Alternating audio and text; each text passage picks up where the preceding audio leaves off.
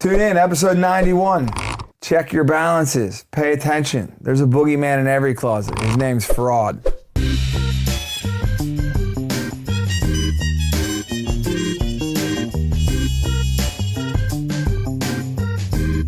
You're listening to Between Two Bridges, a business-to-business podcast.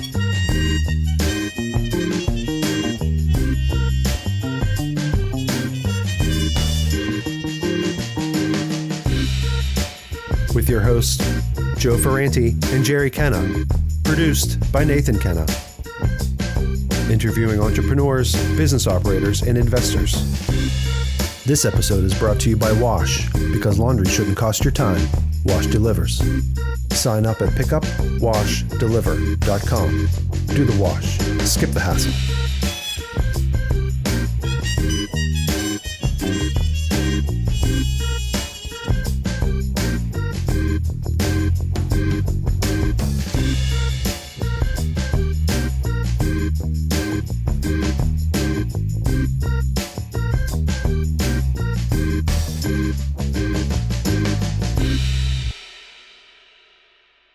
Welcome. Joe Ferranti here. My co-host Jerry Kenna. Episode 91. Well, hello there, Joseph. Yeah, we're like now, we need like smokers jackets. Yeah. Fucking, so it's been a day, you know, business owner, day in the life. They started with a phone call from my wife saying that PNC's got a new service that they're offering. So today was one of those days where you started the day like, I'm going to get this done, and then the train just got fucking derailed. Yeah. Dude, I was like trying to figure out what I was going to do with my hour or two I was going to have before my haircut.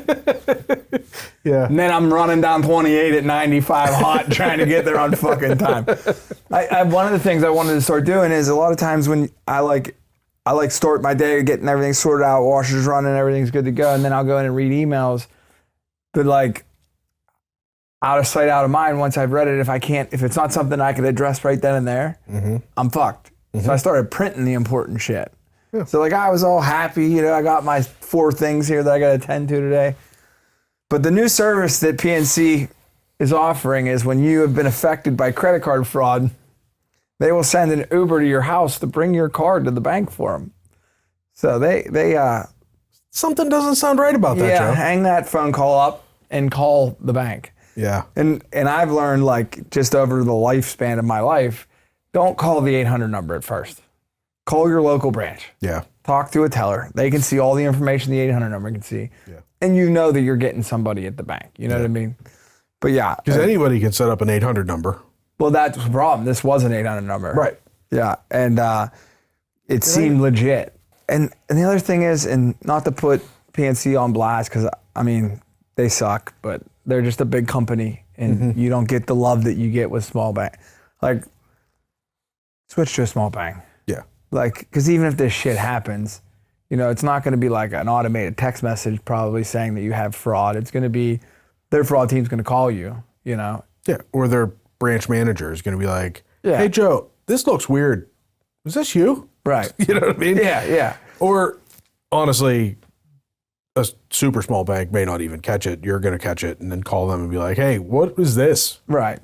They're still FDIC insured. It's still going to cover, you know, you're going to be fine.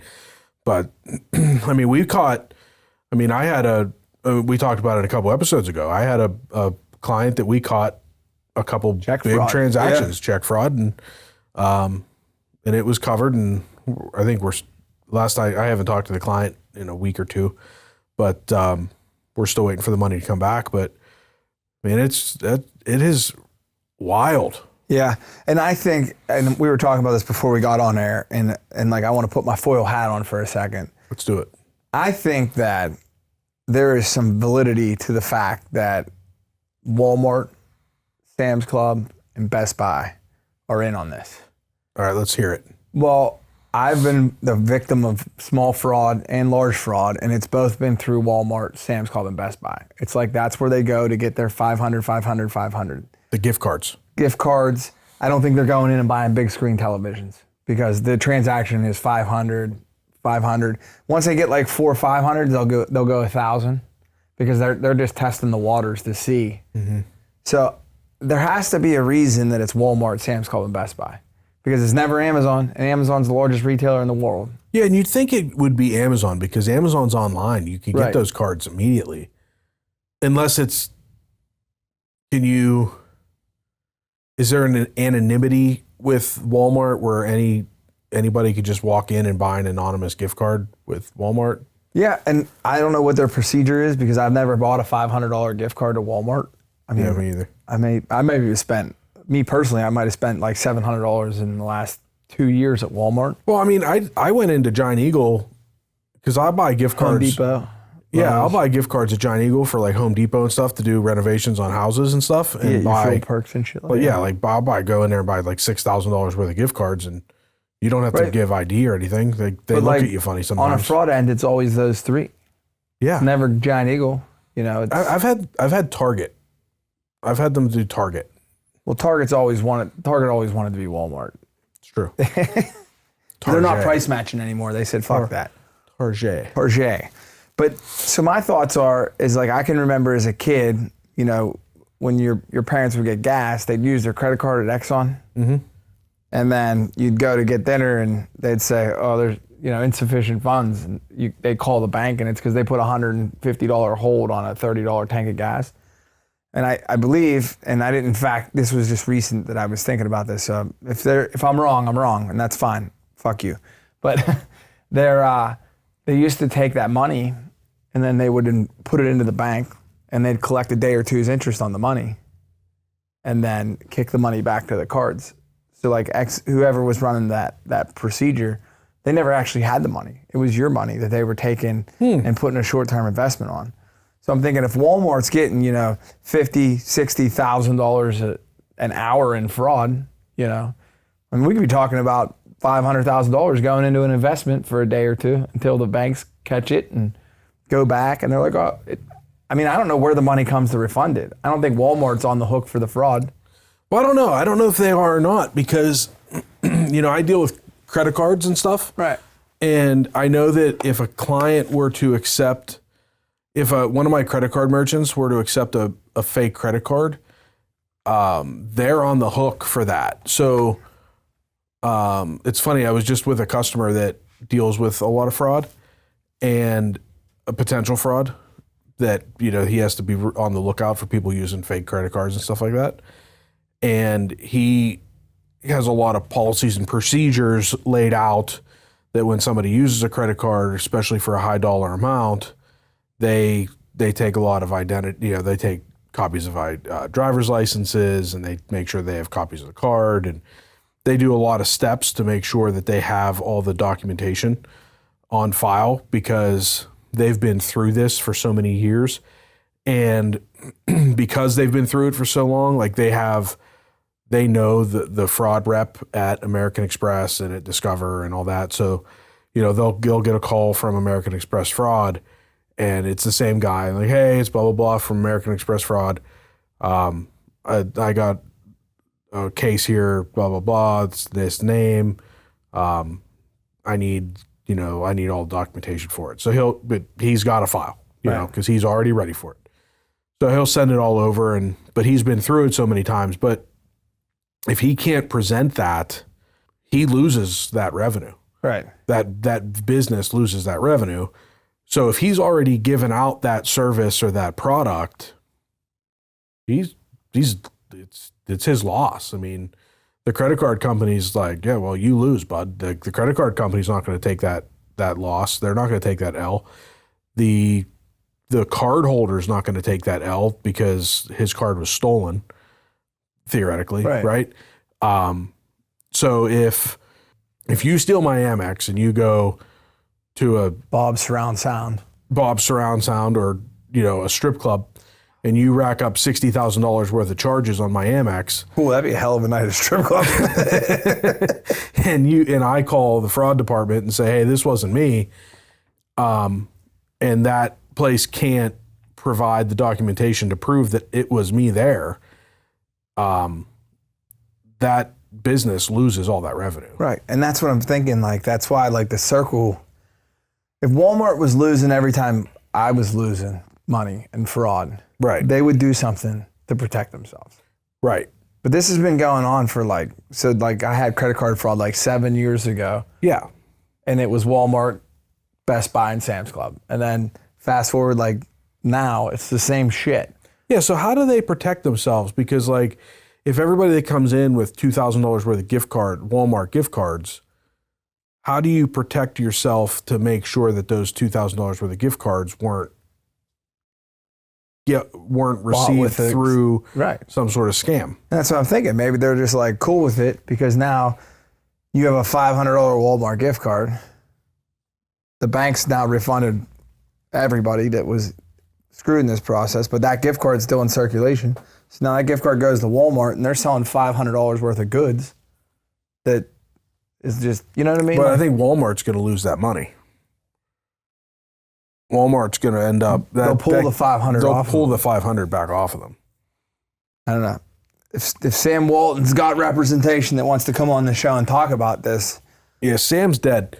His family's all still... His family, they're all extremely wealthy. I don't think they're worried about it. But no. I do think that it might be just that it's such a small amount in the overall picture of Walmart revenue that they just chalk it up as a loss. But because I've gone in and used gift cards. I've never purchased $1,000 worth of gift cards, and I've never even used a $1,000 gift card. Nobody has ever given me a $1,000 gift card to Walmart, but if you would like to. Yeah, do it on someone else's credit card too. It'd be sweet. Yeah, you're welcome to send me one. I would be happy to test it. Well, that's what I said when I was sitting down at the bank. I'm like, I need to figure out how to get in on the other side of this shit because no one ever really gets in trouble for this shit. You what I would like to do is figure out a way to scam the scammers. Yeah. You know what I mean? I want to start ripping them off. Yeah, they think they won. They got all these Walmart gift cards and they go to their personal account and it's just fucking zero. It's empty. And I'm at Walmart. Yeah, you took it for 16 grand. They're like, wait, I lost more than I scammed. Yeah, I got you, buddy. Yeah, but I've had some weird shit, and I think it happens more because you put yourself out there more as a business owner. Mm-hmm. So when I was first at the cleaners, I got a call Thursday afternoon. It was Duquesne Light, saying the bill wasn't paid. And I'd just been in business less than 6 months. So maybe the bill wasn't paid. But Sarah was at home. She, it's back when we used to write the checks and, So I said, pull the Duquesne Light file and see what we have. And she's like, no, it was just paid on the 13th. This was the 20th. Check was cleared. Everything was good. So I'm like, they're like, well, we're coming you better have a certified check or Western Union. I'm like, okay, dude. And they're like, we're coming to shut your power off. And I'm like, oh, no, you're not. I need to get through the day. I can't not have this. So I'm looking out the window and this Suzuki car pulls in with a yellow light on the roof. And a guy gets out and he's putting his safety vest on. And I'm like, listen here, you motherfucker. And lose my shit. This dude was shaking. And I was like, you're not shutting my fucking power off. He's like, I'm just here to sweep McDonald's parking lot. I was like, whoops. Yeah, sorry. My bad. Sweep away, bro. So yeah, I think that you got to be on high alert, Oh, there's so many scams out there. Yeah, and even if you have all the protection and bullshit, it's out there. Dude, it's like anything else. The criminals are working faster than the people that are doing it, right? Mm-hmm. So, but yeah, I think that if the bank's calling you, you're better off just hanging up and calling the bank. Yeah. If there's ever a doubt that am I talking to somebody that's legitimately at the bank, hang up the phone and call your branch. Right. Call a number is the bank and say, go hey, there. If you're go to the branch. And if it's a bank that, if you deal with Bank of America or one of these big, huge banks that maybe doesn't have a branch, call a number is the bank and say, hey, listen, I just got a call claiming they're from the fraud department. They're asking me for a lot of personal information that I don't know. I don't know who they are, and I can't. And I'm not willing to give them my information so that they can confirm it. I need you to tell me, was that real? Right. And can I deal with this with you? Because I'm not all about just giving my personal information to somebody. Yeah, because in this last scenario, that's what they were doing. So they had pncbank.com logged on their computer, and they had our email address. Sure. Which is pretty easy to gain for a business. Absolutely. And then they're talking to Sarah on the phone, and they're like, we just sent you a code. But what it was they were changing the password. Password reset. So I'm getting the password reset to my phone, sending it to her, and they reset the password. But what I did immediately was like, fuck you, dude. I just kept trying to log in with the wrong password because after like so many failed attempts, it locks the account. And it did, it locked the account. So they didn't get anything out of there, but they were going down the list. You know, they were getting ready to go for it. But meanwhile, it says a lot of times on those codes that you get that an employee will never ask you for this code. Right. So. Yeah, and then today, whenever I got to the bank, they were like, what's that code you just got? I'm like, you guys need to get your shit together. Yeah, right, exactly. But yeah, I mean, so look alive out there because everybody's trying to fuck everybody and it's not getting any better. Yeah, you know? It's rough out there. You got to be real protective of your data in so many ways. Yeah, and it'll happen quick. It does. Especially if they get in there and they see how much is in there, then they know they can take that. Like if they're just fishing like $100 at a time, usually the bank's going to catch it. Mm-hmm. But if they can get access to like a checking account routing number and know the total, they can wipe you out. Wipe you out. Quick. Mm-hmm. Little ACH, boom, gone. Gone. Cleared out.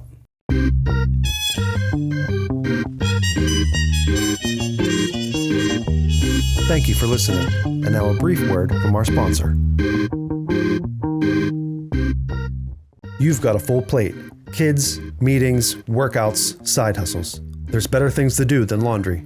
Introducing Wash, laundry reimagined for the modern world. Schedule your pickup in seconds via the convenient web app. Wash picks up your clothes, cleans with care, and brings them back fresh and ready to wear. But it's more than garments. From bedding and table linens to shoes, hats, purses, and more. Wash handles all your life's fabric, leaving you more time to do you.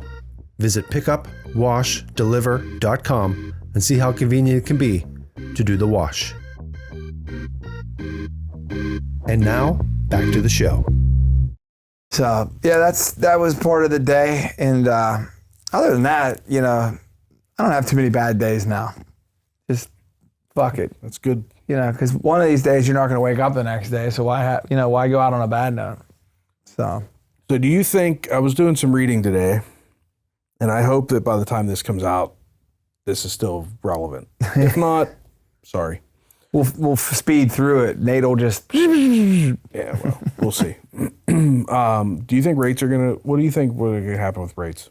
So I'm one of the unfortunate people that bought a home during high rates and bought a commercial property during the high rates. Right. So I am a campaigner for lower interest rates. Sure, I think most people are. Yeah, I think that they have to come down. I think what's going to happen is just my, you know, I press the farts out of sheets for a living, but like my intellect is like, hey, they know that everything's getting tight. Yeah. Right? And they know that if rates go down, people will buy.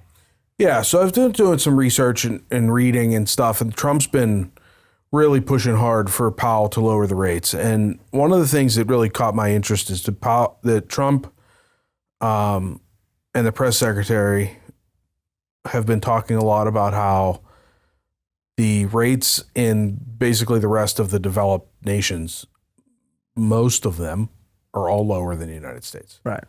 And that all of the economic indicators in the United States point to that rates should come down, that the economy is stable and that rates are ready to come down. Now, Jerome Powell, the Fed chairman, his argument for hesitating to reduce rates is that he does not believe that we have seen that the economy has yet to see the impact of these tariffs. I don't know if that's necessarily true. I mean, I'm not qualified to be a Fed chairman, so you know, I'm not gonna sit here and pretend that I know better than he does. I think that, you know, like General Motors released earnings for the last quarter recently, and their revenue came down a lot, and they blamed it on the tariffs. Their stock dropped a lot that next day, and then the following day it shot right back up. So I think that... Well, I think one of the things with rates too is like when you're charging $95,000 for an Yukon, right? And the rates are 3 or lower, it's more manageable to make it make sense. When rates go to 6% and you're paying, $231 in interest a month on top of your payment. Yeah.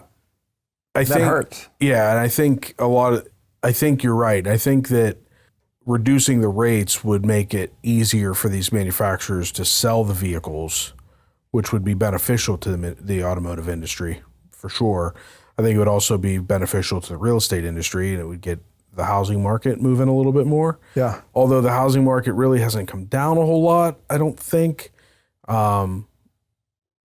The mortgage industry has definitely slowed way down since the rates were where they were. The mortgage industry was going crazy when the rates were super low. Refis were bananas. I have clients that are... Well, I think that's going to be their biggest problem is once they lower the rate, everybody's going to be playing the game like how low will they go? Yeah. And if they get back down to like 3 or... Yeah, and I don't know that they'll ever get back down to 2, 3 like they were. I'd love to see them back in the 4s. Yeah. I think that's probably where they would go once they get back down to the lowest point is back down into 4s, which I think would be would be great. I like in my mind, I think 4.5. Mm-hmm. That's when I'd pull the trigger to refinance. Yeah, I think 4.5 is kind of the sweet spot for a 30-year fixed. I think that's where we need to be. Right. So I don't know. I was reading a lot, and I don't know. There's a lot of right now. There seems to be a lot in the news about whether or not Trump is going to try to fire Powell. He did hire him though. He did. He's the one that nominated him to begin with. Biden renominated him when he was up for renomination. Trump definitely will not renominate him whenever his term expires in May of 26. Right. That's very clear. But I also think that's kind of like part of our like country's like problem is like you got one guy and it can be political. The rates, it's not just a fucking. So the Fed chairman is supposed to be apolitical. Right. And it's supposed to be just for our listeners that don't know how the Fed chairman works. The Fed chair and the Federal Reserve governors are supposed to be apolitical. They're supposed to be independent of any political party. The Fed chairman is nominated by the president and then confirmed by the Senate. And the Fed chairman is supposed to be, but not required to be, but historically has pretty much always been nominated from and is typically an existing member of the governors of the Federal Reserve. And then once he's nominated by the sitting president, he gets questioned, he has a hearing in front of the Senate and then is voted on by the entire Senate. And it just needs a simple majority, 51 or 50 with a vice president tiebreaker. So Powell's term is up May of 2026. Right now, there's a lot of talk of whether or not Trump will fire him. Now, he's not really allowed to just fire him because he's independent. Right. Now, he can fire him for cause, derelict of duty, or something of that nature. Now, interesting thing that's been in the news is that the Federal Reserve building and the properties around it have been under construction for like 6-7 years now. And all of a sudden there's been a lot of investigation as the mismanagement of the construction and the money, and it's way over budget and it's way over time. And it's apparently a giant shit show. Yeah. As any government project would be. But apparently 3 of Trump's people have been appointed to the zoning board in D.C. to oversee that project. And now there's some investigating going on there to see. And he's been brought in front of the Senate Powell has to be questioned about what the fuck is going on with this project. Well, in like true Between Two Bridges fashion, fucking he'll be fired by the time this airs. Just my prediction. So it looks like there's a possibility that Trump may be trying to use the mismanagement of this construction project as an opportunity to say it's a derelict of duty, and that's his cause for termination. Now, there's The question then becomes, what does that do to the market? What does that do? What does that look like? Because, the Fed chairman is supposed to be an independent person. Who takes his place? Because you can't have a vacant Fed chair. So even if he is terminated for cause, you still have to confirm a new one. So even if he's terminated for cause, he is still the sitting Fed chairman until you nominate and confirm a new Fed chairman. It should be a real shit show. It's going to be a disaster. Climate, yeah. And then on top of that, there's talk that he would then turn around and sue the Trump administration, basically appealing the decision to fire him, which could drag out to May anyway, right, which is the end of his term. Right. So there's a lot of talk of whether or not it's even worth it, or do we just wait till May, especially considering he's pretty much committed to lowering rates 2 more times this year. Yeah. The question becomes, though, right now the federal rate, I think, is 4.5 in the United States. How much is he going to drop them? Because you don't want to drop them too much too quickly. So are we talking a quarter point at a time? Are we talking about going down to 4 points by the end of the year? I mean, there's countries that are 2 right now. There's countries that are at 0. Yeah. I think that, some of that should lean on the banks. Like if you're running a bank and you want to promote your mortgage rates lower than, Yeah, but they got to make money. Right. So, if the prime's 4.5, 4.5 plus 2, 4.5 plus 1, it just depends on how risk adverse that is. Right. How much money you're going to make. So they gotta charge at least the 4.5, and then plus. If you look at it on a big scale, you're like, oh, they're gonna make $100 and some $1,000 over the course, but it's over 30 years. They need money to operate today and tomorrow. They can't tie their money up for 30 years, or else they'd be all closed. Yeah, they're gonna tie that money up for the next 30 years, and then some banks are gonna sell it, and it's only short term. But and you also.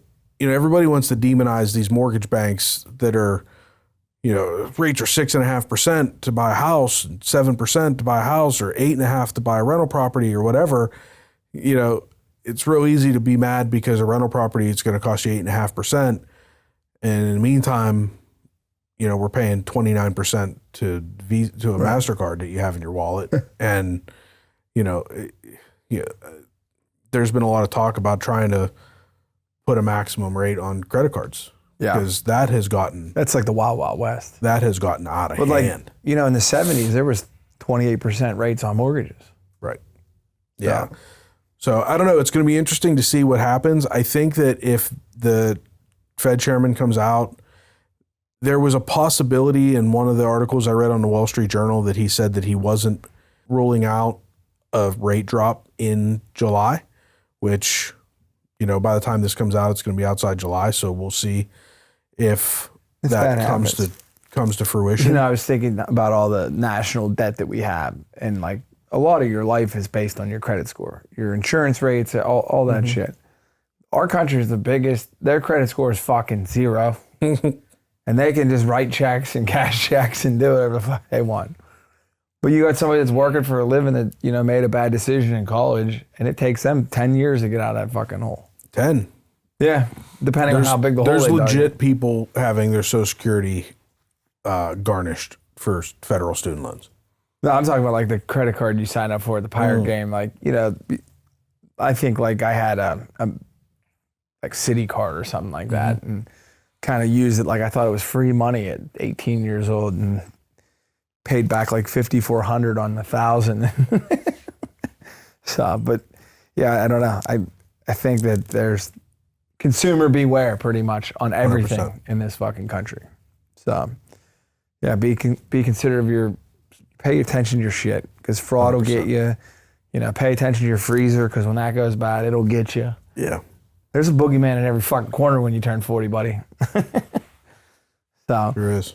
But, yeah, looking forward to what we got coming over the next couple of weeks here. We got football season approaching us now. Sure fast. Summer's almost over. Yeah, I mean, obviously our dates are kind of screwy because we shoot this in advance, but I was telling the kids, hey, you got like 3 more weeks and it's fucking go time. You're back to school.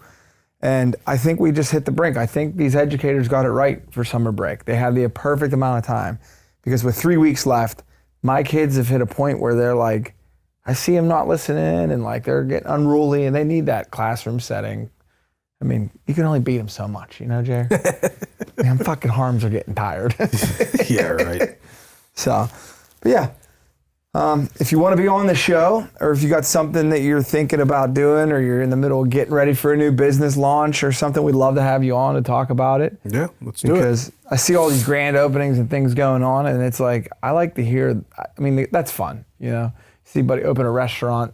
Yeah, let's talk fun. about it. But I like the 18 months that got you to that fucking point. Yeah. Like, I'm sure the filet mignon's going to be great. Yeah.